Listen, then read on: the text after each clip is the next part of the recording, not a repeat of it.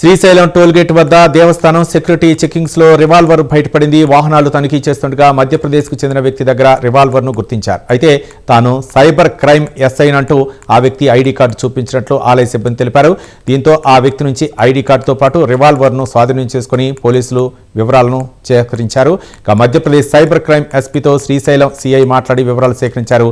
Cyber crime SI అని తేలటంతో పోలీసులు revolver ను తిరిగి ఇచ్చేశారు.